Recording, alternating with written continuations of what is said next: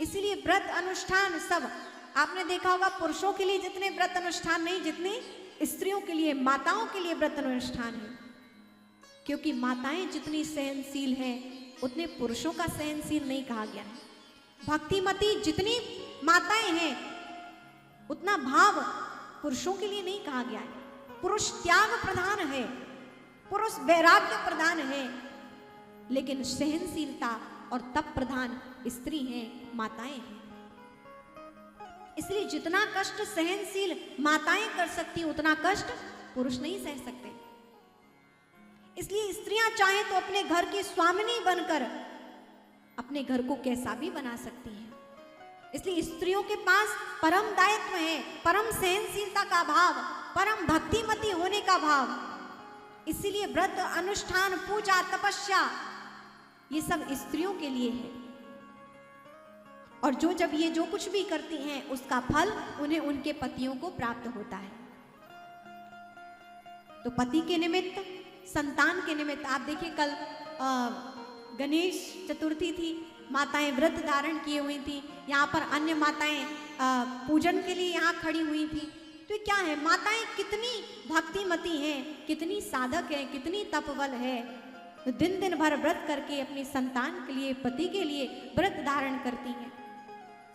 तो यहाँ पर परम सती, और देखिए सती शब्द बहुत बड़ा है।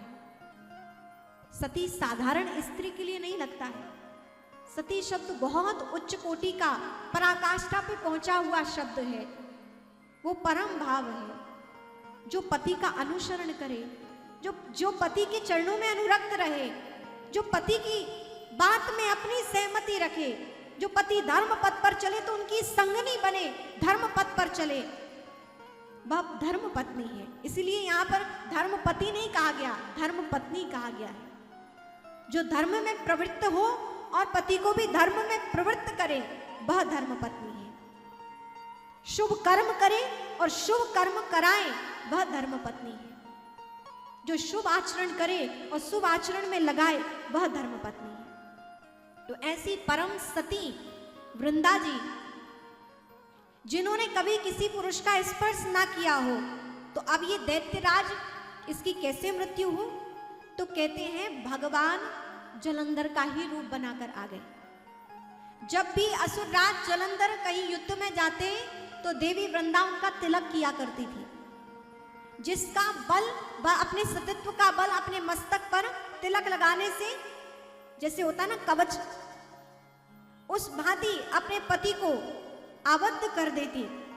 और जब भी जहां वो युद्ध करने जाते वहां विजयी होकर आते। तो अब दैत्य है, दैत्य बुद्धि, सभी उनसे त्रस्त परेशान, कोई भी देवता उनको जीत ना पाए। तो कहते हैं यहां पर भगवान स्वयं जलंधर का रूप धारण करके आए। और अभी तो थोड़ी देर पहले वृंदा जी ने तिलक किया था जलंधर जी का, चले गए, लेकिन उसके बाद फिर आए। तो हुआ क्या? देवी वृंदा ने पूछा, पतिदेव आप तो जा चुके थे, अभी फिर? कहते हमारे युद्ध का मन नहीं हुआ, हम नहीं जा रहे। फिर थोड़ी देर बाद कहा कि ठीक है मैं युद्ध में जा रहा हूं, पुनः तिलक करो। और यहां इस समय भगवान विष्णु ही जलंधर का रूप धारण करके आए थे।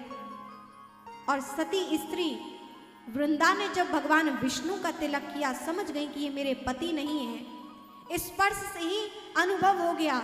और वहां साक्षात स्वयं भगवान विष्णु थे। और क्रोधित होकर कहा कि आप मेरे पति नहीं हैं, अपने वास्तविक स्वरूप में आइए, आप कौन हैं?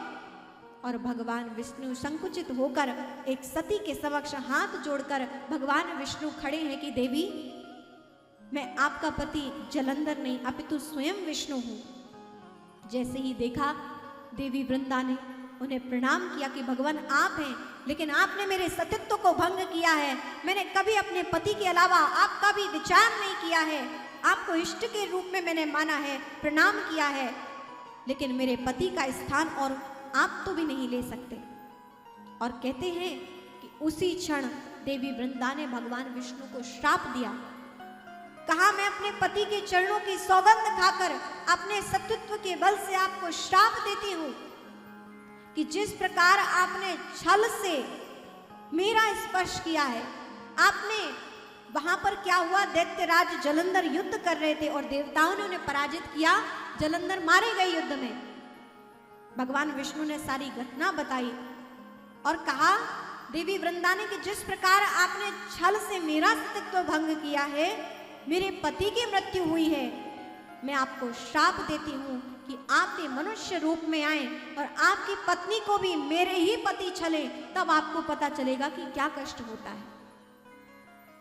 और कहते हैं दैत्यराज जलंधर, इस प्रकार उनकी मृत्यु हुई, लेकिन देवी वृंदा के कारण, श्राप के कारण ही भगवान स्वयं विष्णु जब राम रूप में आए तो आप कथा श्रवण करते हैं, देवी सीता जी का हरण हुआ है, छल से हरण हुआ और भगवान विष्णु उनके वियोग में, अर्थात विष्णु जी ही राम रूप में देवी सीता के वियोग में बन बन भटक रहे हैं। तो उसी भगवान विष्णु जी के और देवी वृंदा जी के संवाद के कारण, श्राप के कारण भगवान राम रूप में इस पृथ्वी पर आए हैं।